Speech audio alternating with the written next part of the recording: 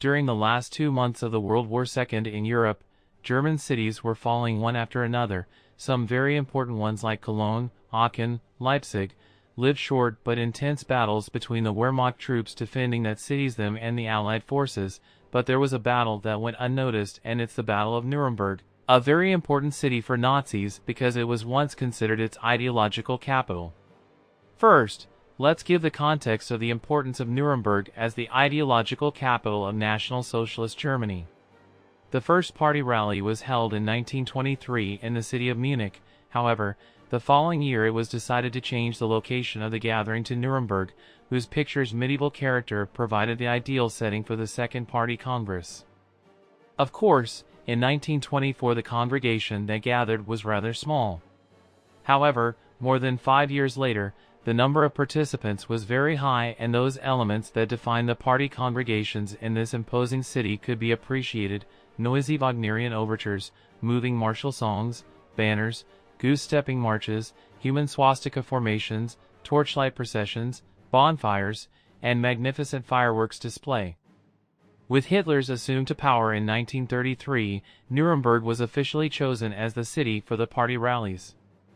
People came from all over Germany to participate in this event, which began at the end of August and lasted for about a week, being the most awaited moment, the speech given by the Hitler, and also in these congresses, the new National Socialist guidelines were also given, such as the infamous Nuremberg race laws. It was in these congresses, more specifically in the one held in 1935, that the famous film director Leni Riefenstahl would film the popular movie called Triumph of the Will. The last party congress held in Nuremberg took place in 1938. The following year's congress, whose title was Congress for Peace, was cancelled due to the start of the Second World War. But by 1945, it was all over. The Allies were invading Germany from the east and the west, city by city was falling, and the Americans' forces were now fixed on Nuremberg, a target of great value. Its capture would be a severe blow to the morale of the German people, because of what this city had represented previously. The Nazis were aware of this, and Hitler had ordered that the city should never fall into enemy hands and that they should fight until the last man. Despite the difficult situation of the German forces, this would not be an easy battle for the Americans. The officer in charge of taking this National Socialism sanctuary was Lieutenant General Alexander Patch, who, with his 7th Army, had deep into southern Germany and was now just a few kilometers from the impressive city. Over 45,000 American soldiers were waiting the order to assault the city, which was under the operational zone of the 13th Corps of the SS. However, we are talking of April of 1945. For these time in the conflict, officer appointments were made mostly for loyalty to the party rather than their ability to lead troops. It was for that a quite common case that the majority of important German cities were not under the command of an officer but a Gauleiter. For those who don't know, a Gauleiter was a regional leader of the Nazi Party, and these leaders answered only to the Führer. In the case of Nuremberg and adjacent regions, the Gauleiter was Karl Holz, a veteran of the Great War and one of the first members of the party who swore to the Chancellor of the Reich that the city would be defended even by the last man, woman, or child. My Führer, the final battle for the party city has begun. The soldiers fight with bravery and the population is proud and strong. I will stay in this city, the most German of all, to fight and die.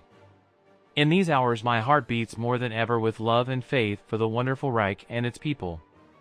Greetings from the National Socialists of Franconia who are loyal to Germany. With these words, the destiny of Nuremberg was sealed. The defenders consisted of 2 destroy Wehrmacht divisions, 2 SS regiments, ground units of the Luftwaffe, and civilian members of the Volkssturm. There is no estimated number of forces, but it is estimated that almost 28,000 troops were stationed for defense. On 16 April of 1945, Patch's forces launched their offensive, first with heavy artillery, followed by American infantry, and their tanks attacked the ideological capital of the National Socialist Germany. The outer zones of the city fell quickly, but as the American 3rd Division troops entered Nuremberg, resistance became stronger.